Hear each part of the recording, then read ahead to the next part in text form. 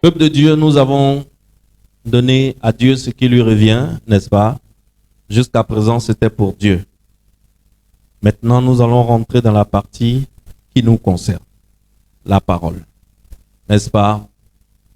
Depuis le début de cette année, nous sommes rentrés dans une série d'enseignements pour essayer d'emmener notre peuple à être capable de rentrer et d'hériter d'une terre où coule le lait et le miel. Parce que nous l'avons vu dans la Bible, nous avons vu avec le peuple d'Israël que Dieu ne permet pas à un esclave de régner. C'est le totem de Dieu. Et tant que le peuple de Dieu n'avait pas abandonné sa mentalité d'esclave, Dieu ne lui a pas permis de rentrer dans la terre où coule le lait et le miel. C'est pour cela que lorsqu'ils sont sortis d'Égypte et que Dieu leur a fait traverser la mer Rouge, de la mer Rouge à la terre promise, il fallait juste 40 jours de marche. Mais qui sait combien de temps ils ont fait dans le désert? Au lieu de 40 jours, ils ont fait quoi? Ils ont fait 40 ans. Pourquoi Dieu a fait promener son peuple dans le désert et l'a fait tourner en rond pendant 40 ans, à ton avis? Parce que le peuple qui est sorti du désert, c'était un peuple d'esclaves. Ils étaient en esclavage. Ils ont été esclaves pendant 430 ans. C'est-à-dire, ils sont nés en esclavage jusqu'à l'heure où on est, où Dieu est en train de les délivrer. Ils n'ont connu que l'esclavage. Donc, tout leur cerveau, toute leur tête, tous les logiciels qui travaillent dans leur tête sont des logiciels d'esclaves. Or, la terre promise, la terre que Dieu a promise à Abraham, est une terre où ses fils s'en vont pour régner. C'est-à-dire que tous les peuples qui sont sur la terre promise actuellement, leur temps est fini, mais ils ne savent pas encore. Parce que les vrais propriétaires de la terre promise sont là, ils sont à la frontière. Ils s'apprêtent à rentrer. Mais quand Dieu a vu que son peuple n'était pas encore prêt à régner, Dieu l'a ramené dans le désert. Et ils ont fait 40 ans. Pendant 40 ans, ce que Dieu a fait, c'est ce que nous sommes en train d'essayer de faire en ce moment. C'est-à-dire que pendant 40 ans, Dieu a désinstallé le logiciel qui tournait dans leur ordinateur. Et quel était ce logiciel qui tournait? C'était le logiciel de la culture de la pauvreté. Parce qu'un esclave, il est pauvre. Et nous avons vu qu'un esclave n'est pas pauvre parce qu'il n'a pas d'argent. Ce n'est pas parce qu'un esclave n'a pas d'argent qu'il est pauvre. Il y a quelque chose qui manque à l'esclave qui fait que l'esclave est pauvre. Cette chose qui manque à l'esclave qui fait que l'esclave est pauvre, ça s'appelle la culture de la richesse. Dis après moi, la culture de la richesse. Voilà. C'est ce que l'esclave n'a pas. C'est pour cela qu'il est esclave. Ce n'est pas une question d'argent. Ça veut dire qu'un esclave peut avoir beaucoup d'argent, mais il va continuer à fonctionner comme un esclave. Alors, Dieu, il a fait venir son peuple que nous sommes. Il nous a fait arriver à l'entrée de la terre promise. Nous sommes prophétiquement en ce moment à l'entrée de la terre promise. Si nous refusons de changer notre mentalité, de désinstaller la culture de la pauvreté, la culture de l'esclavage, pour remplacer ça par une culture de la richesse, qu'est-ce qui va se passer? Il va nous ramener dans le désert pendant 40 ans. Si Dieu nous ramène dans le désert pendant 40 ans, la plupart d'entre nous, on ne va pas revenir. Parce qu'on est déjà vieux. Donc, nous devons, c'est notre devoir, c'est notre obligation de désinstaller cette culture de la pauvreté et d'accepter d'installer cette culture de la richesse. C'est la culture de la richesse là qui fait de toi quelqu'un qui est riche. C'est la culture de la richesse là qui fait de toi un roi qui peut régner.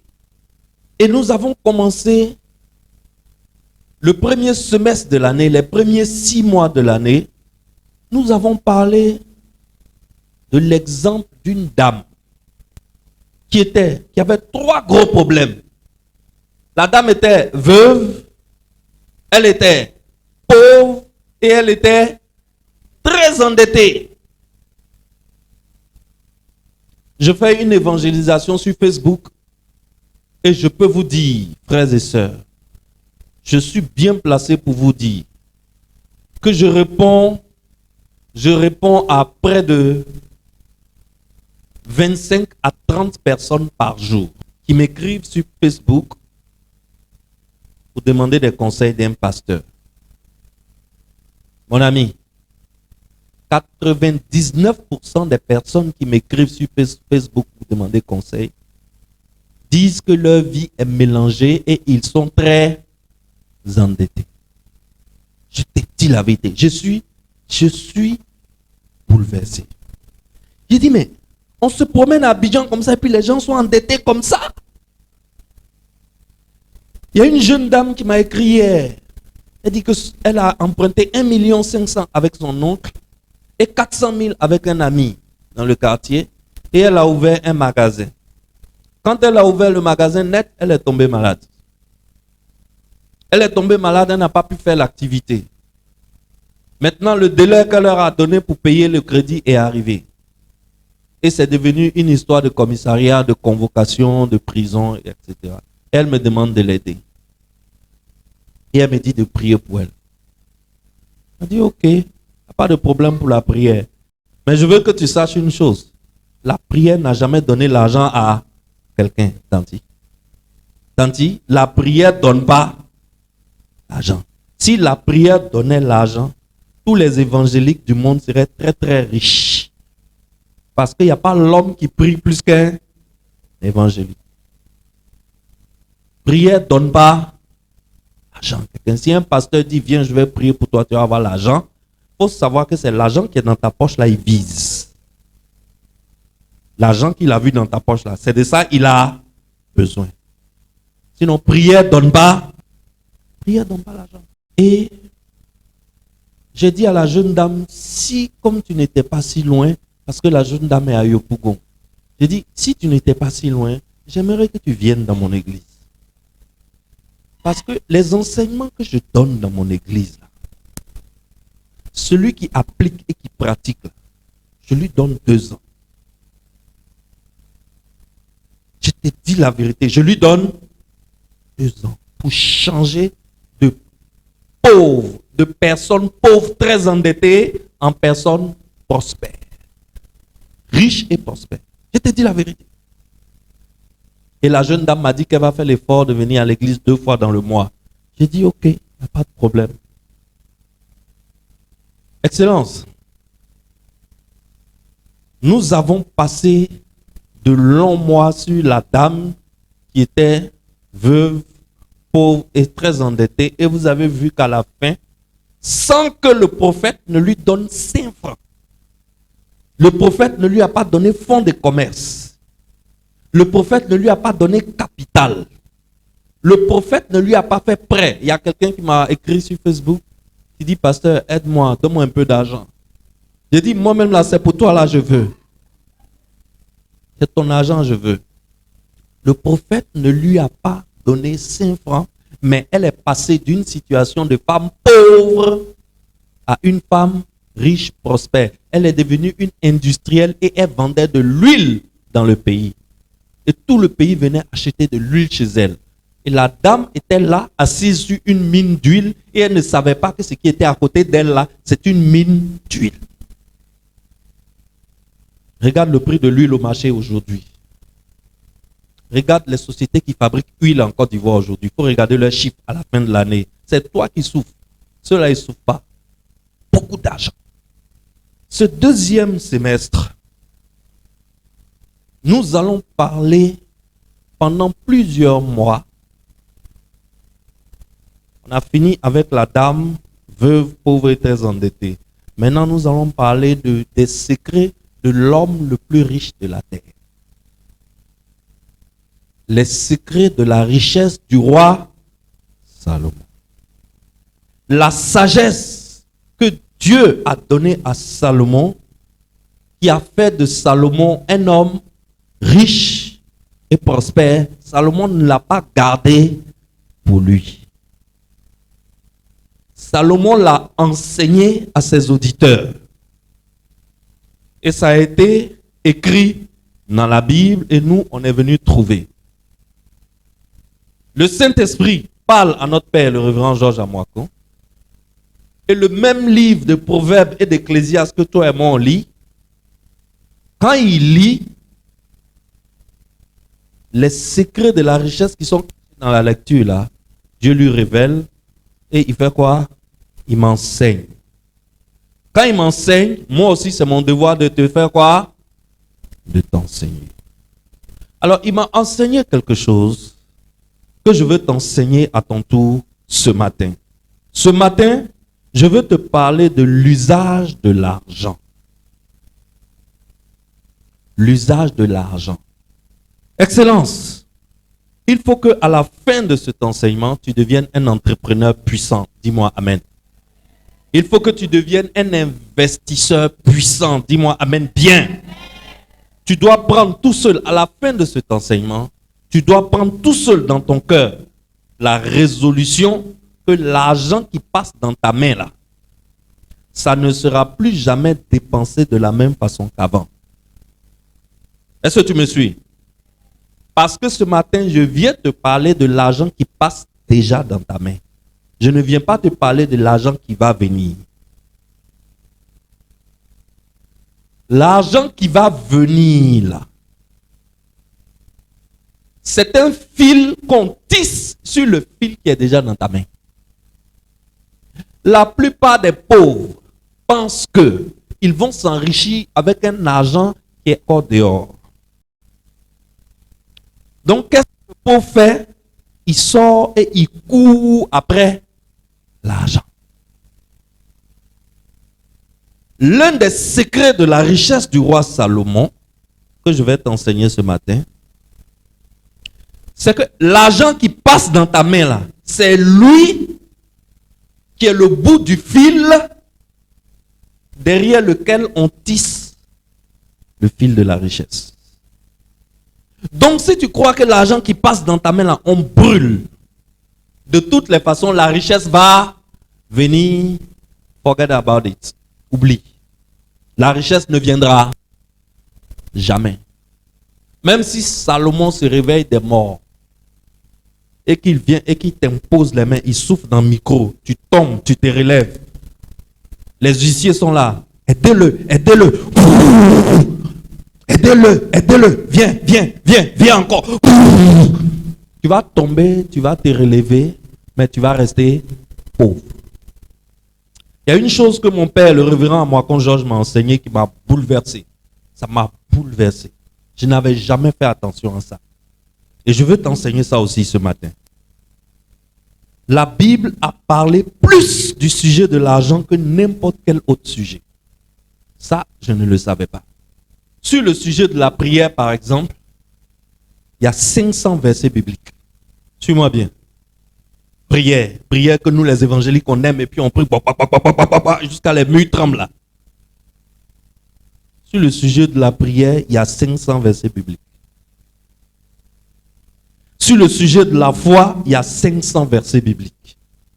Mais sur le sujet de l'argent et de la richesse, il y a plus de 2000 versets bibliques. Est-ce que tu me suis? Jésus a plus parlé de l'argent que du paradis et de l'enfer réunis. Les paraboles de Jésus qui ont été rapportées dans la Bible sont au nombre de 38.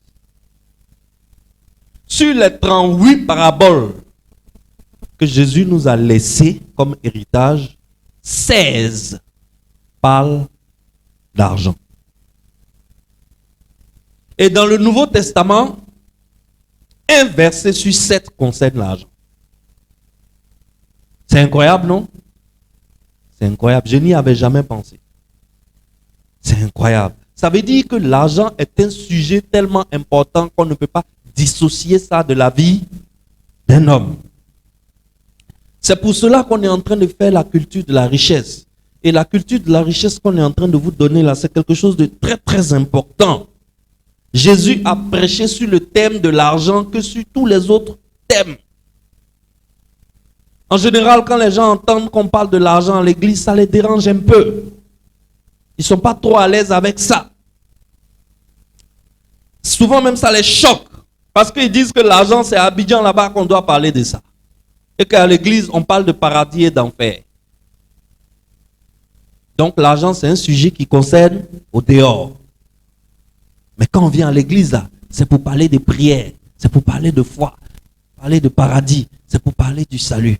Donc quand on parle d'argent à l'église, il y a des gens que ça dérange.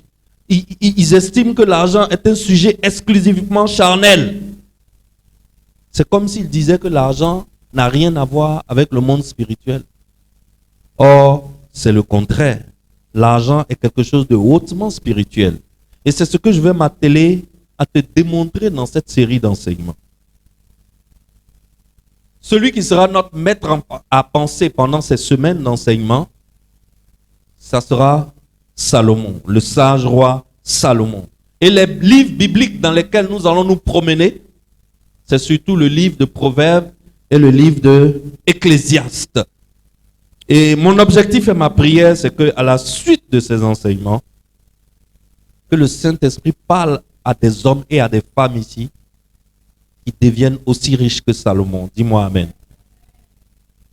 Et pourquoi pas le dépasser? Je crois fermement que Dieu va susciter des hommes et des femmes qui auront la même richesse que Salomon dans cette salle. Dis-moi Amen bien. Oh, dis pasteur, c'est de moi que tu parles.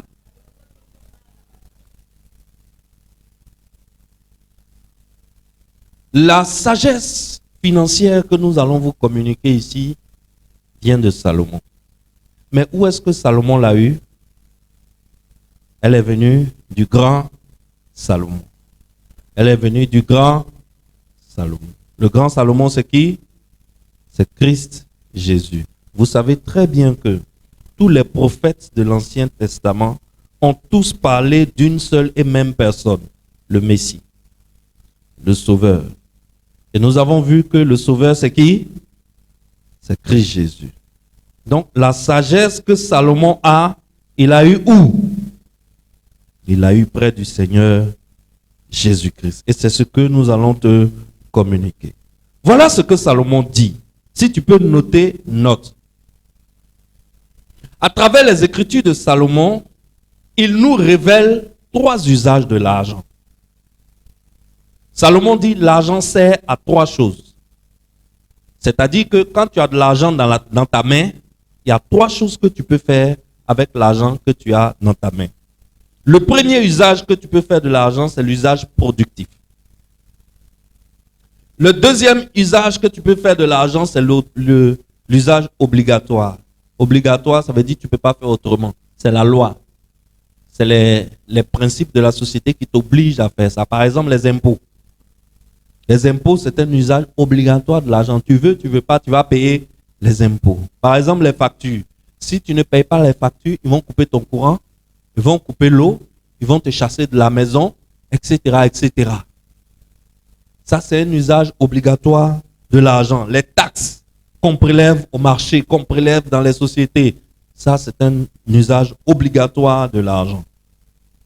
Et le troisième usage de l'argent, selon Salomon, et qui est vrai, le troisième usage de l'argent, c'est l'usage consumériste.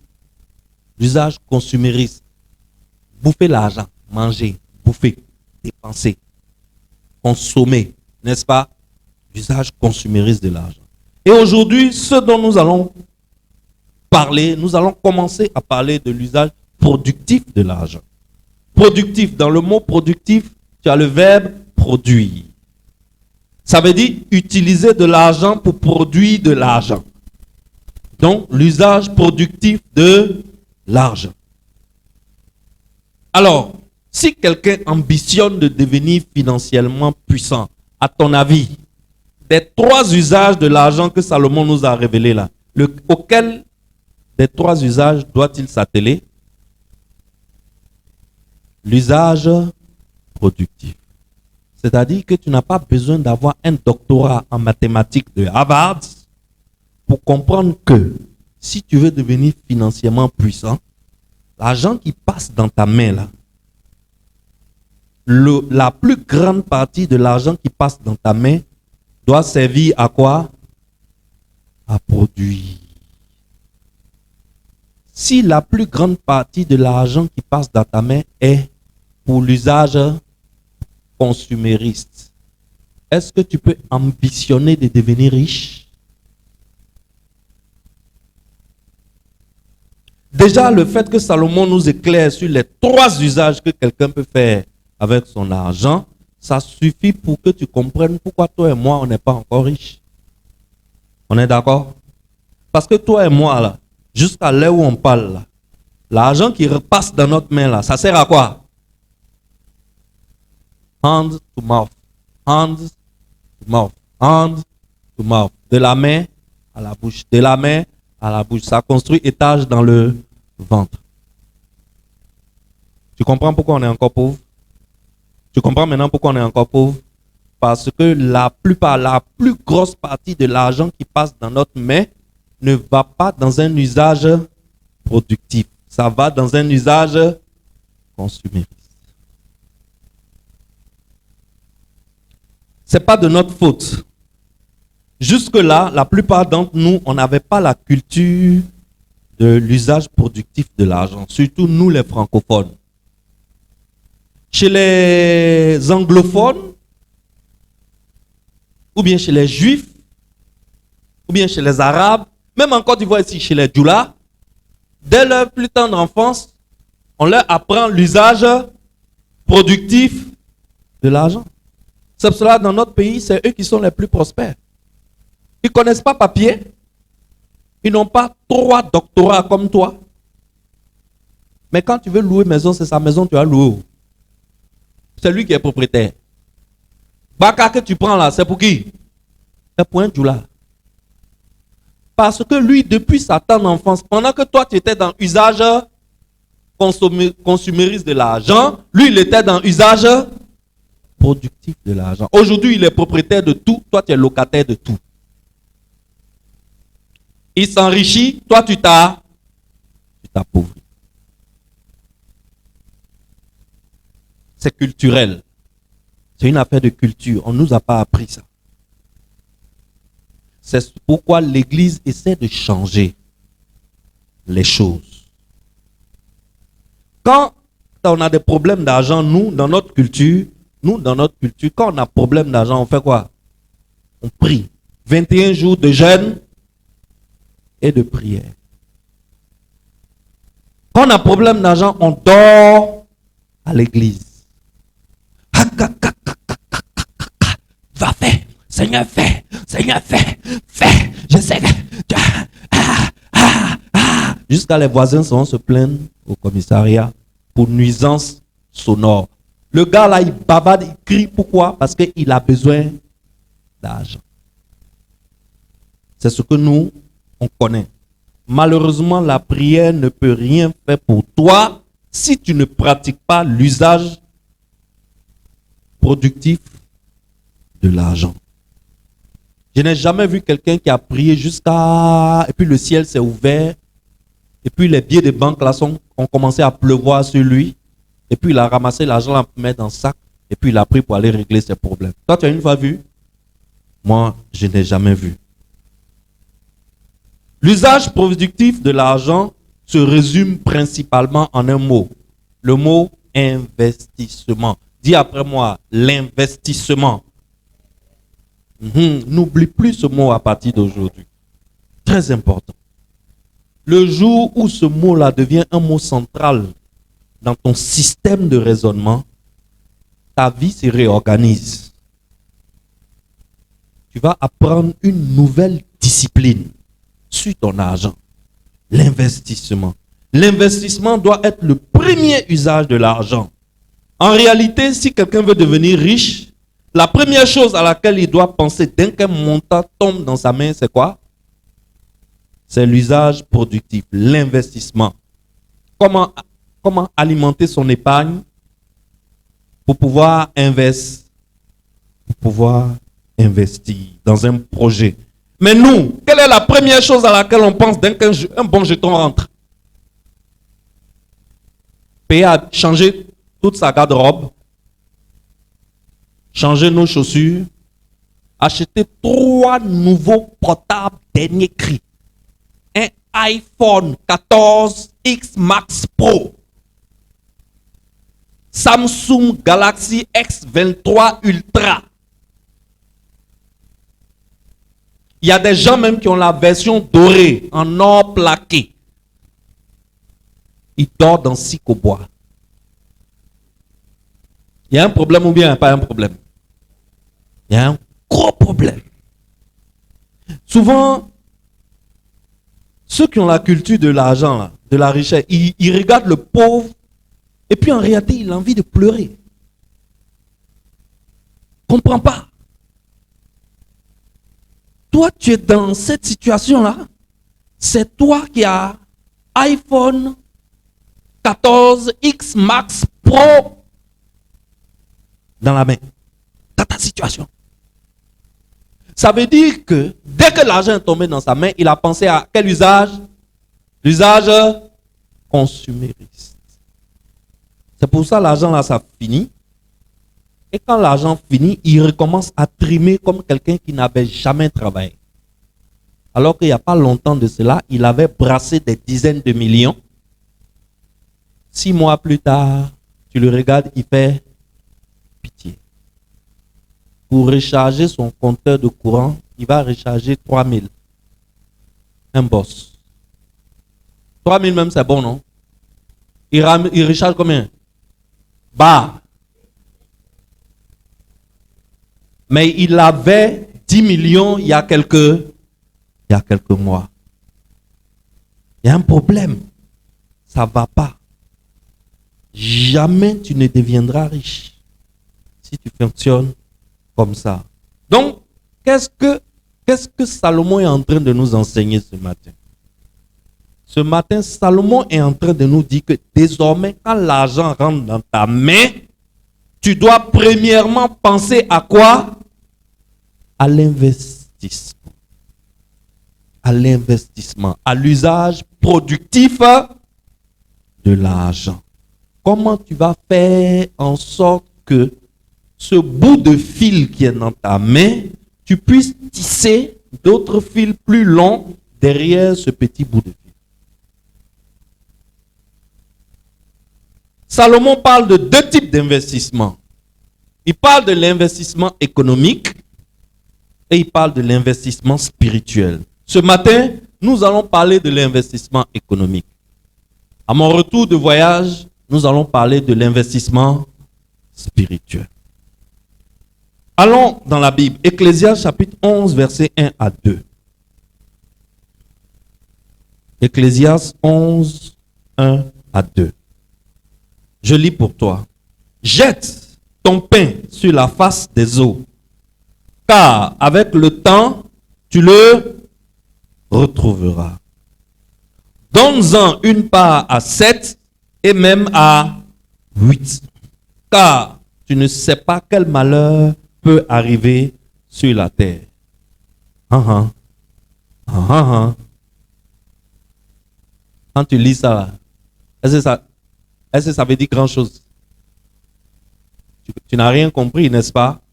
Tu n'as rien compris. Je suis sûr. Celui qui n'a rien compris, lève la main. Nous tous, on n'a rien compris. Effectivement, tu ne peux pas comprendre.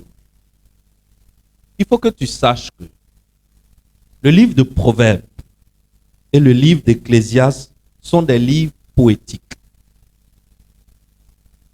C'est comme le livre de Psaumes et le livre de Cantiques des Cantiques. C'est des livres poétiques. Une partie même du livre de Job est un livre poétique. C'est pour cela que quand tu écoutes la Bible sur Internet, les Bibles audio, lorsque tu arrives sur le livre de Proverbes ou Ecclésiaste ou Psaume, celui qui lit là, il lit sur une musique. Vrai ou faux? Ici, je vais voir ceux qui écoutent la Bible, ceux qui lisent. Vrai ou faux? Il lit sur une musique. Parce que ce sont des livres poétiques. La base de ces livres, c'est des poèmes.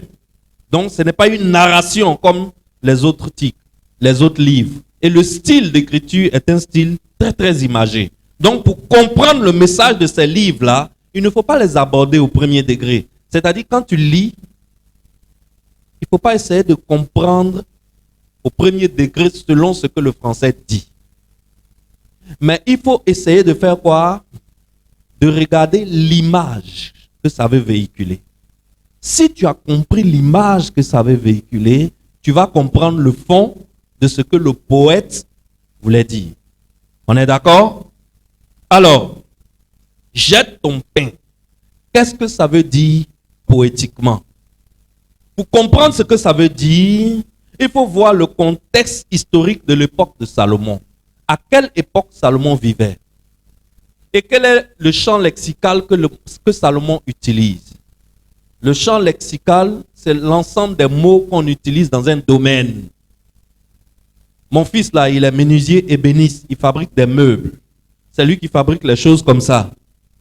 Dans son domaine, on parle de bois, on parle de colle à bois, on parle de ciseaux de bois, on parle de scie, on parle de rabot, on parle de pointe, on parle de machine à sertir, etc., etc.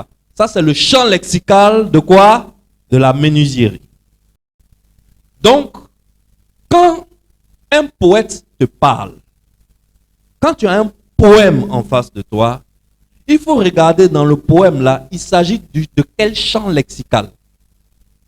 Est-ce que c'est un champ lexical de politique, de diplomatie, d'agronomie, d'aéronautique, etc., etc. En fait, je suis en train de t'ouvrir l'esprit pour que toi-même tu comprennes le passage biblique sans que je ne te laisse expliquer. Donc, ici, quand on voit le champ lexical que Salomon utilise, jette ton pain à la surface de l'eau. Avec le temps, tu le retrouveras. Jette. Au temps de Salomon, les gens là étaient des agriculteurs. Est-ce que tu me suis? Et eux là, ils avaient une méthode pour s'aimer qui est différente de notre méthode. Nous, pour s'aimer, quand on veut s'aimer une graine, qu'est-ce qu'on fait? On prend la machette, on creuse un petit trou, n'est-ce pas? On met la graine dedans et puis on referme. Eux, ils ne s'aimaient pas comme ça. Eux, quand ils veulent semer, ils ont le sac de graines ici. Et ils mettent la main, ils prennent la graine, c'est des poignées de graines comme ça, et ils font ça. Ils jettent la graine dans le champ. Les graines qu'ils ont jetées là, ça va finir par germer et par pousser. Si c'est trop serré, l'agriculteur vient, et puis il fait quoi? Il enlève ceux qui sont au milieu pour les repiquer plus loin. Donc, quand Salomon dit jette, Salomon, il utilise le champ lexical de l'agriculture. Donc, il fait allusion à quoi? Jette. Il fait allusion à quoi? À une sémence, à s'aimer. À s'aimer.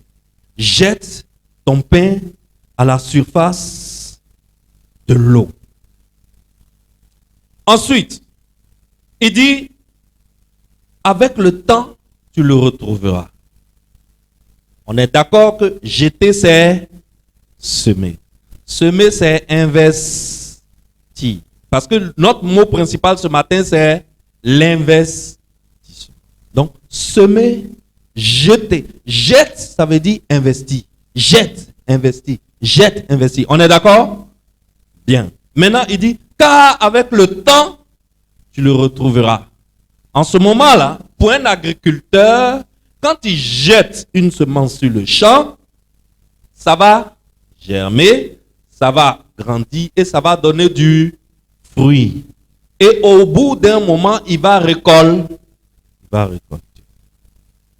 Donc, quand il dit au bout d'un moment, tu le retrouveras, Salomon est en train de parler de la récolte. Il est en train de parler du rendement que ce champ va te rapporter. Donc, si tu investis, c'est comme si tu as semé. Mais un jour, tu récolteras les profits qui sont attachés à cette semence. Il faut investir parce qu'il y a un profit qui est lié à un investissement. C'est ce que Salomon est en train de nous dire. Il faut investir. Parce que quand on investit, il y a du profit. Ensuite, il parle de pain. La Bible a dit en 2 Corinthiens chapitre 9, celui qui fournit, que c'est Dieu qui fournit la semence au semeur et le pain, il lui donne comme la nourriture du semeur. Est-ce qu'on se suit? Dieu fournit la semence au semeur et quand le semeur sème, il récolte du pain. Ça veut dire que quand tu investis, tu vas avoir des bénéfices, tu vas avoir des profits. Donc, dans chaque fruit, il y a une partie du fruit qui s'appelle la semence. Et c'est ce que Dieu a établi depuis Genèse chapitre 1. On est d'accord? Alors, Dieu a fait ça de cette façon pour que les humains puissent manger le fruit qui est le pain, mais que les humains puissent mettre de côté la semence pour les prochaines semailles. C'est pour cela, quand tu prends avocat, quand tu finis de manger la pulpe de l'avocat, la semence de l'avocat qui est au milieu, là, la boule, là, est-ce que tu écrases ça pour faire baka? Qu'est-ce que tu fais? Tu jettes. Quand tu jettes, ça va germer, ça va pousser. Si quelqu'un prend la semence qui est au milieu d'avocat, là, et puis il crée une société qui vend baka de noyaux d'avocat, l'État de Côte d'Ivoire va l'enfermer. Pourquoi? Parce que si on le laisse continuer, avocatier va disparaître définitivement en Côte d'Ivoire. Et si ça a marché, si ça a pris, aucune boule d'avocat, aucun noyau d'avocat ne retournera en terre. On prend tout pour faire baka pour gagner là. Et ce n'est pas comme ça que Dieu a programmé son monde. Alors, Salomon enseigne ses auditeurs et il leur dit, jette ton pain. Jeter veut dire investir. Le pain veut dire quoi? Le pain, c'est ta récolte après avoir investi.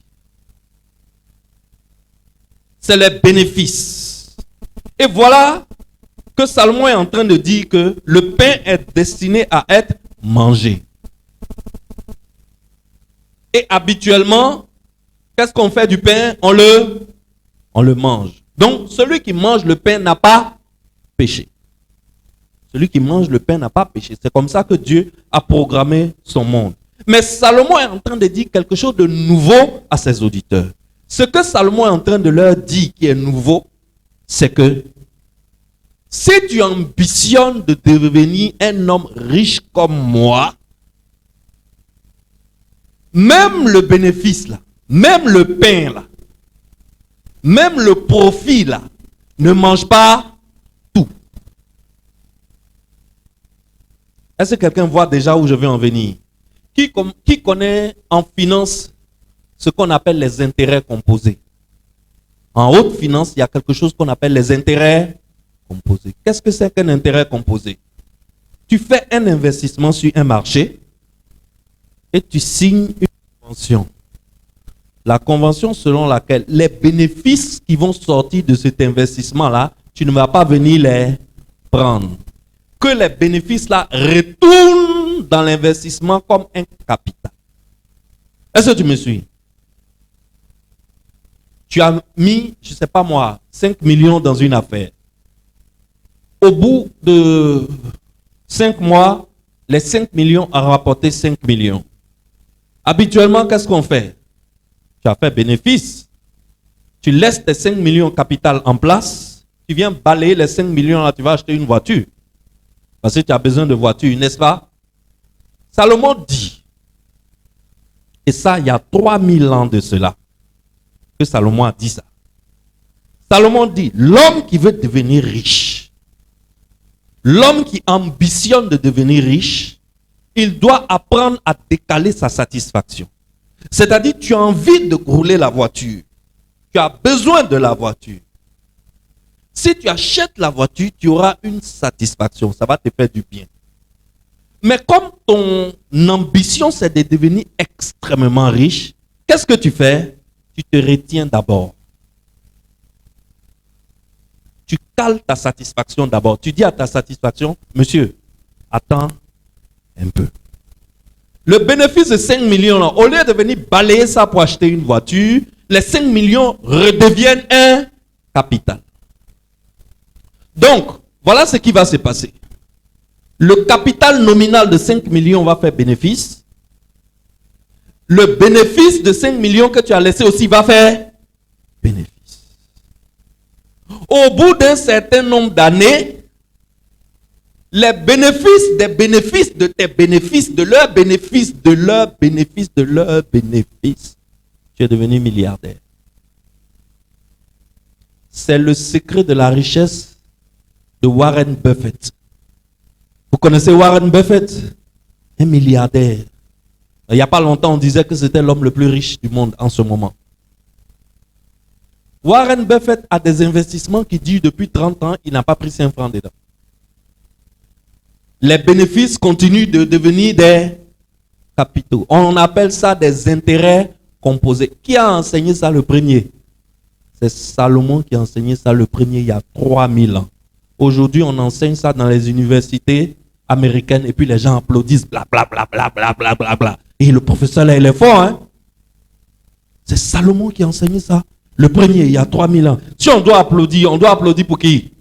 Pour Salomon. Or, nous, on n'applaudit pas pour Salomon, on applaudit pour le grand Salomon qui a donné la sagesse à Salomon, pour le grand Salomon. En 2023, je suis en train de t'enseigner quelque chose que lui, il a enseigné il y a 3000 ans. C'est incroyable, non? C'est incroyable. La Bible, New Century Version, le même passage, Ecclésiaste chapitre 11, verset 1, dit: investissez ce que vous avez, parce que après un certain temps, vous obtiendrez un meilleur rendement. Ah, pour un gars de notre époque, c'est plus clair là, n'est-ce pas? Je t'ai déjà dit qu'un bon étudiant de la Bible doit chercher plusieurs versions lorsqu'il est en face d'un passage biblique. Donc, il ne faut pas être quelqu'un qui est abonné seulement à l'huile seconde. Il faut chercher aussi d'autres versions. Parce que l'huile seconde que tu vois là, ça traduit le temps et le vocabulaire de leur époque. Ce qui fait qu'un gars de notre époque, quand il lit « jette ton pain à la surface des eaux », il comprend rien. Quelqu'un qui est en train de prendre du pain pour jeter à la surface de l'eau, à notre temps, là, il fait quoi? Il est en train de nourrir les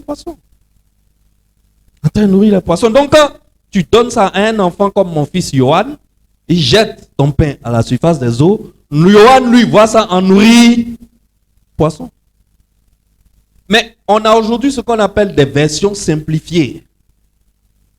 Les versions simplifiées tiennent compte de leur temps, mais tiennent compte aussi du vocabulaire de notre temps. Et c'est une version simplifiée que je viens de te lire.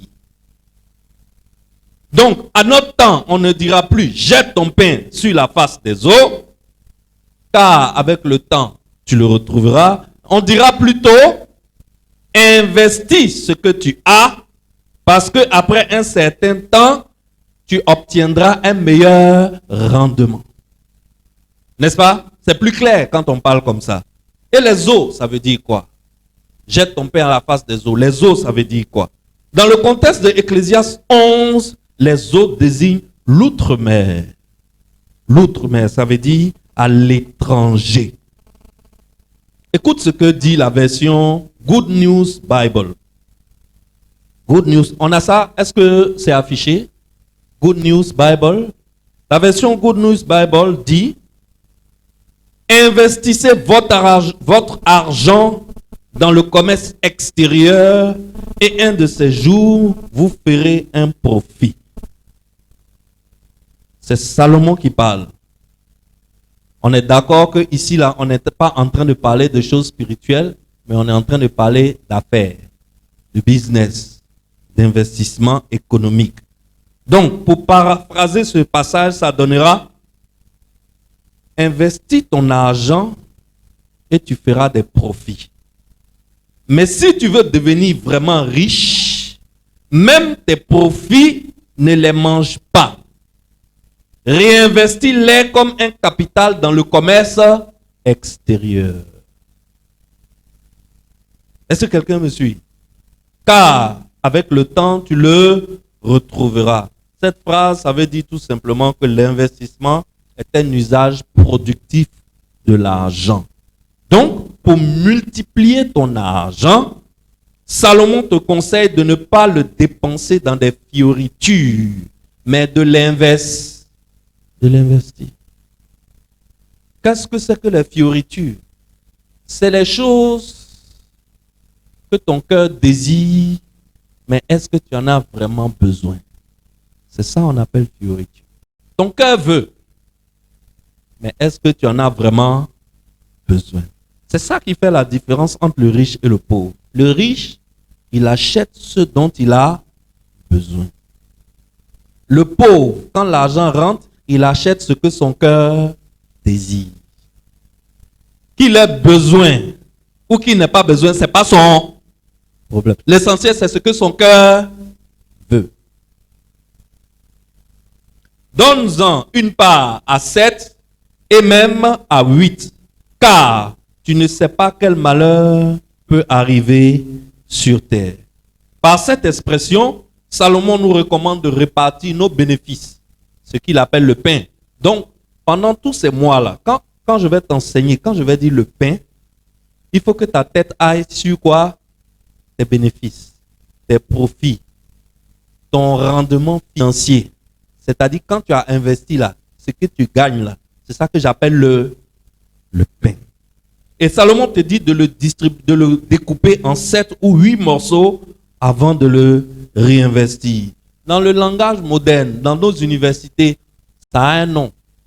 On appelle ça la diversification des investissements. Salomon parle de diversification d'investissement depuis 3000 ans. Ne mets pas toutes tes billes dans le même sac. Ne mets pas tes œufs dans le même panier. N'investis pas tout ton capital dans un seul business. C'est en investissant dans plusieurs domaines différents que l'on peut atteindre les hauts sommets de la prospérité financière. Les recherches ont montré que les milliardaires de ce monde, ce sont des gens qui ont tous investi dans au moins 7 domaines différents. Et ça, Salomon a parlé de ça il y a 3000 ans. Et c'est ce que les gens pratiquent aujourd'hui en 2023. Alors, quand tu marches avec Salomon, qui est un milliardaire, toi-même là, tu dois devenir riche. Parce qu'il va te révéler ses secrets au fur et à mesure. Si tu les appliques, tu vas avoir les résultats. N'est-ce pas? Alors, ce sont ces secrets-là que le révérend Georges Amoakon me refile chaque semaine.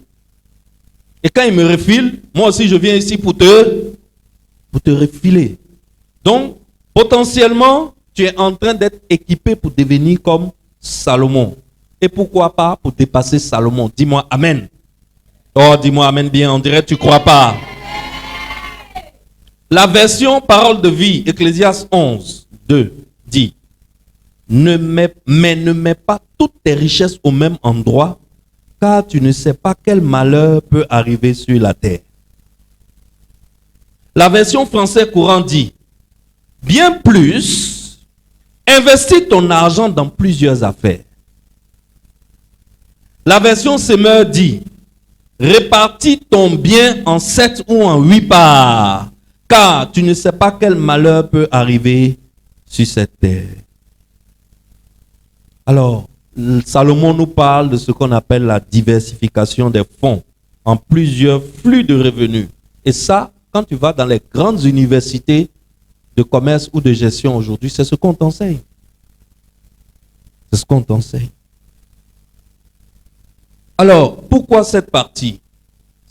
Pourquoi Salomon dit de répartir en 7 parties, voire 8? Pendant les mois qui viennent, je vais t'expliquer pourquoi il dit de répartir ton bénéfice en 7 parties. Ne loupe pas un seul culte.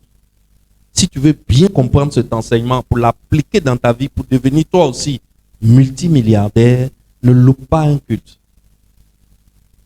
Nous allons voir pourquoi il dit de diviser en 7. Et nous allons voir chaque partie là, les 7 parties là, chaque partie là, qu'est-ce que ça veut dire? Et je veux dire à quelqu'un, si tu as de l'argent pour investir, patiente. Patiente. Pas de presser. Laisse-moi finir de t'enseigner ce que les 7 parties là veulent dire. Et puis maintenant, tu vas investir. Dis-moi amen. Tu vas apprécier la sagesse de Salomon. Quand on appelle Salomon, quand on dit le sage roi Salomon là, tu vas apprécier sa sagesse. Et en écoutant Salomon, ce que je veux que tu fasses, c'est que il faut que tu réorganises ta vie. L'argent qui passe dans ta main aujourd'hui, tu dois revoir ta façon de l'utiliser. Tu veux devenir riche, n'attends pas un financement qui va venir de Corée du Sud. Alors, dans nos villages africains, nous, on ne connaissait pas du pain. Dans nos villages africains, nous, on connaissait igname, n'est-ce pas? On connaissait banane, on connaissait du riz. Et quand nos parents faisaient leur récolte, ils ne mangeaient pas toute leur récolte. Ils répartissaient la récolte en plusieurs parts. Il y a une part, la part qui contenait les plus belles ignames, ils réservaient ça à leur Dieu. Et dans la plupart des traditions noires africaines, il y a une fête qui existe jusqu'à aujourd'hui qu'on appelle la fête des ignames. Vrai ou faux? Il n'y a pas fête des ignames chez vous? Moi, il y a fête des ignames chez moi. La plupart d'entre nous ici, là, on a fête des ignames chez nous au village. Donc, nos parents, là, ils savaient que la meilleure partie de leur rendement, la plus belle partie de leur rendement, revenait à qui? Revenait à Dieu. Qui leur a enseigné ça? Moi, je ne sais pas. Mais ces gens-là, nous, on trouve qu'ils sont sous-développés. Mais ces gens-là, ils savaient que le premier fruit, on doit donner à Dieu. Dieu doit manger d'abord, avant que les hommes mangent. Ils savent que c'est Dieu qui a créé la terre. Et l'homme n'est que le cultivateur et le gardien. Genèse chapitre 2, verset 15. Et Dieu mit l'homme sur la terre pour le garder et le cultiver. L'homme n'est sur la terre que pour le garder et pour le cultiver. Mais le propriétaire de la terre, là, c'est qui? C'est Dieu. Et nos parents, là, savaient ça. C'est nous, on fait comme si on ne sait pas. Parce que nous-mêmes, on sait, mais on ne veut pas faire. Et on est pauvre et on ne comprend pas pourquoi on est pauvre.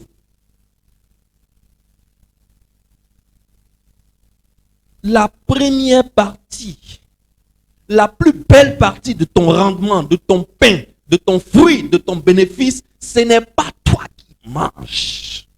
Mon frère, je vais te dire ça comment pour que tu comprennes, pour que tu commences à appliquer, pour que ta vie change. Quand tu manges la part de Dieu, tu restes pauvre. Même si Salomon vient t'imposer les mains, tu vas rester pauvre parce que tu manges la part de Dieu. La première partie, ce n'est pas pour toi. Et quand nos parents, là, ils avaient enlevé la part de Dieu, ils ont pris pour faire la fête des ignames. C'est après la fête des ignames qu'ils mangeaient maintenant nouveau igname. Maintenant, nouveau igname là, qu'ils vont manger là, nos parents là, ils avaient aussi la sagesse que ce n'est pas tout nouveau igname là qu'on mange. Il y a une partie de nouveau igname là qu'il faut faire quoi? Mettre à côté en prévision des prochaines semaines. C'est le reste là qu'on prend, qu'on partage entre nous et qu'on mange entre nous. Nos parents là savaient ça.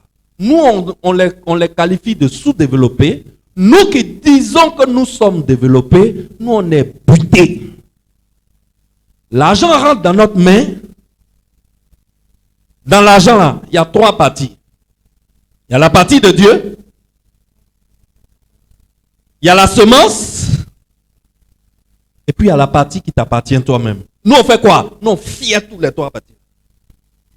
Puis on s'en fout. Oh! Nous on conjugue les 3 là. Et puis on est assis et puis on s'en fout. Mon ami, si on finit de manger les mangues en Côte d'Ivoire, et puis on ramasse tous les noyaux des mangues là, on envoie au moulin, on boit pour faire poudre, on prend poudre là pour faire baka, on met sucre et lait dedans et puis on boit. Au bout de 50 ans, qu'est-ce qui va se passer en Côte d'Ivoire? On ne va plus trouver une seule mangue en Côte d'Ivoire. Pourquoi tu bouffes la semence? Non seulement tu bouffes la part de Dieu, c'est des privats là je parle, tu bouffes la part de Dieu, tu bouffes la semence et tu bouffes pour toi aussi pour ajouter dessus. Et tu es étonné que tu es assis là, tu n'as rien. Je vous dis la vérité. Et j'enseigne ça à mes fils me regardent avec des yeux ronds. Ils croient que c'est moi, je veux m'enrichir sur eux. Je ne comprends pas. Vous voulez qu'on reste comme ça? On ne fait pas ça.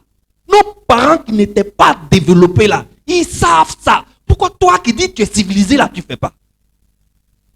Quand on parlait, tu as dit l'argent ne te suffit pas. Ça te suffit quand? Si tu ne commences pas à 1000 francs, est-ce que c'est avec 1 million tu as fait? Il y a des gens ici, je n'ai jamais vu leur dîme depuis que cette église a commencé. C'est incroyable. Je n'ai pas besoin de manger votre argent, mais j'ai besoin que vous s'aimez. J'ai besoin que vous ne bouffez pas la part de Dieu. Il y a des gens, on est ici, l'église existe depuis 3 ans, je n'ai jamais vu leur dîme. Je n'ai jamais vu leur sémence. Et c'est eux qu'on dit, les prochains millionnaires du temps de gloire, ils crient, wow, c'est moi. Seigneur, c'est de moi que... Oublie, ça ne va jamais se faire. C'est des principes. L'argent n'aime pas le bruit, on doit pouvoir le voir. On doit pouvoir le voir. Excellence.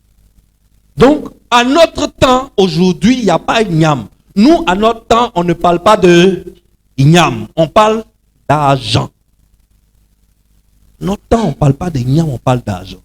Donc, dans chaque billet de 1000 francs qui tombe dans ta main, il y a une partie pour Dieu et il y a une partie qui est la semence. Et il y a une partie qui est pour toi. Ce que tu appliques à 1000 francs, c'est ce que tu vas appliquer à 300 millions. Si tu n'arrives pas à appliquer à 1000 francs, ce n'est pas pour 300 millions que tu vas faire. Parce que tu sais ce qui va se passer. Le jour où Dieu va te donner 300 millions, tu vas dire, ah, Dieu m'a béni, attends, il a payé ma dîme. Tu vas prendre 10 millions, tu vas mettre dans l'enveloppe, tu vas venir donner au pasteur. Pasteur, je suis venu t'apporter une dîme que tu n'as jamais reçue dans ta vie. Voici 10 millions, il faut prendre. La part de Dieu dans 300 millions, c'est combien? 30 millions. Tu es venu donner 10 millions. Tu as donné la part de Dieu? Non. Tu as fait quoi? Tu as volé Dieu. Tu as volé Dieu. Il faut savoir que l'argent que tu envoies à l'église, chaque argent a son couloir. Je vais vous enseigner ça ici, fils de Dieu. Dans les mois qui viennent là, je vais vous enseigner ça. Quand tu mélanges couloir des argents là, tu ne peux pas être béni. Chaque argent a son couloir. Quand tu viens à l'église, après la louange et l'adoration, on te dit, nous attendons maintenant ceux qui sont venus avec leur dîme et prémices. Écoute bien le français qu'on parle. On ne mélange pas l'argent à l'église. On ne vient pas à l'église et puis on se lève et puis on prend 50 000 qui est dans sa poche et puis on verse dans le panier. On dit, j'ai donné 50 000 à l'église. Ça n'a aucun sens. Parce que l'argent qui est dans ta main là, il y a plusieurs parts dedans. Donc on ne ramasse pas tout pour verser. Dîme et prémisse là, c'est la part de Dieu.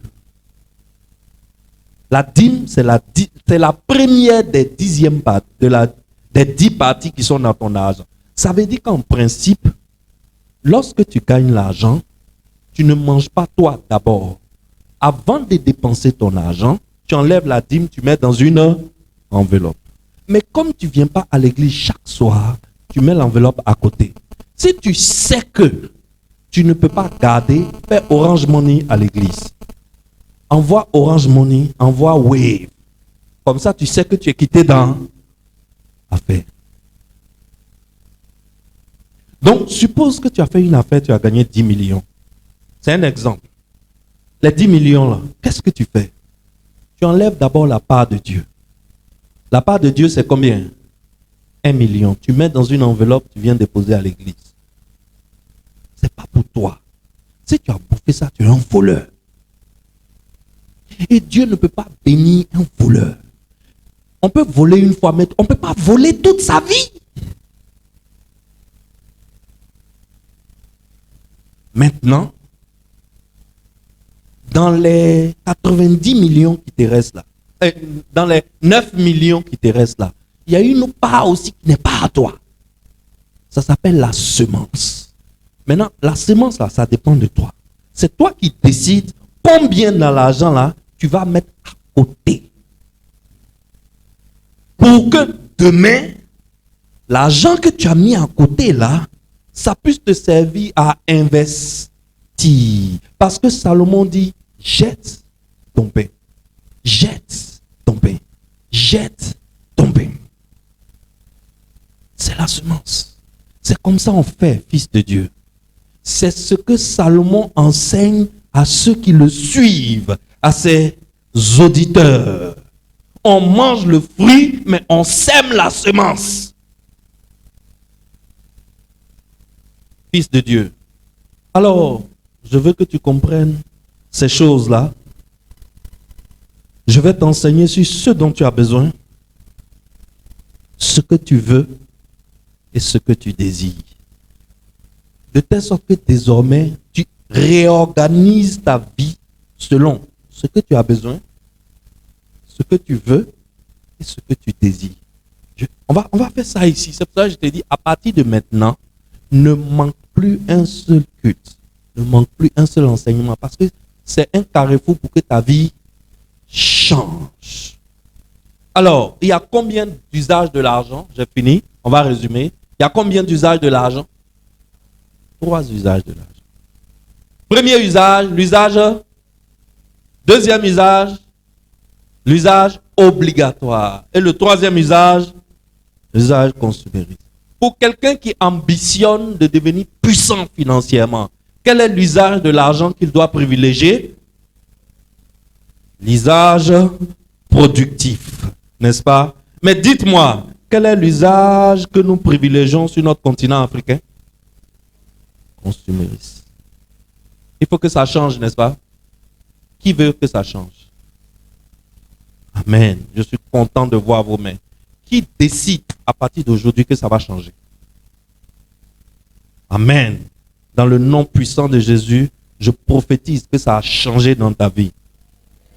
Au niveau de nos gouvernements, ça doit être la même chose. Au niveau de nos États, ça doit être la même chose. Si ce n'est pas l'usage productif de l'argent que nos États pratiquent, que nos gouvernements pratiquent, il faut que ça aussi, ça change. N'est-ce pas?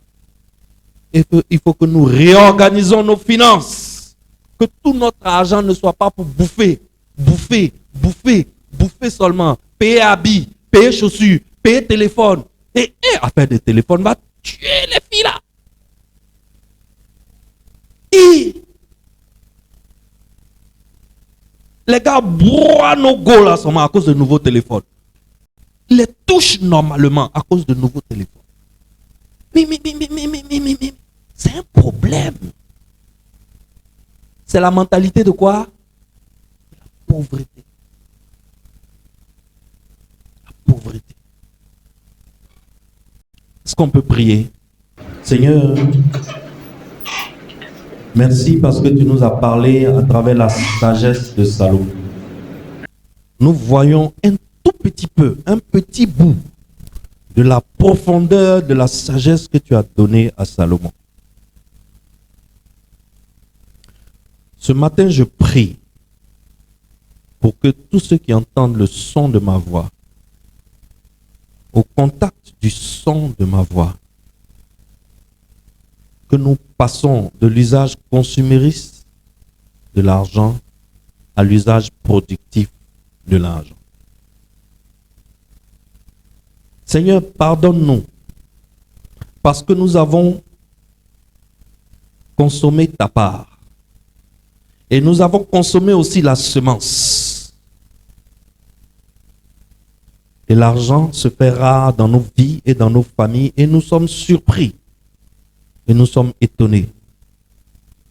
C'est pour cela que tu envoies le grand Salomon, Jésus-Christ, ce matin, qui vient par son Saint-Esprit parler à tes enfants. Réveiller la conscience de tes enfants. Changer la mentalité de tes enfants. Désinstaller le logiciel de la culture de la pauvreté qui est dans la tête de tes enfants pour mettre à la place la culture de la richesse. Seigneur, je prie pour ce peuple qui t'écoute, afin qu'à l'issue de cette série d'enseignements, que des hommes et des femmes soient suscités ici par le Saint-Esprit pour arriver au niveau de la puissance financière de Salomon et même le dépasser. Dis-moi Amen. Père éternel, c'est ce que nous voulons faire avec toi. Notre plus grand trésor, c'est de marcher main dans la main avec toi. Notre plus grande richesse, c'est de t'avoir dans nos vies, comme Salomon t'avait dans sa vie. Aujourd'hui, nous venons glorifier le roi des rois. Nous venons glorifier le Seigneur des seigneurs. Nous venons louer et magnifier le grand Salomon, qui a toute cette sagesse et qui donne cette sagesse aux hommes, à ses serviteurs, et qui relègue cette sagesse maintenant comme un héritage à son église, à son épouse, au Fils de Dieu, afin que le monde entier voie la révélation des fils de Dieu. Merci Seigneur pour ces moments spéciaux. Merci pour ces enseignements précis et spécifiques. Merci pour cette éducation que tu nous donnes. Et nous prions pour que ton esprit vienne nous aider à la mettre en pratique. C'est dans le nom puissant de Jésus que j'ai prié. Amen. Est-ce que tu peux acclamer Jésus?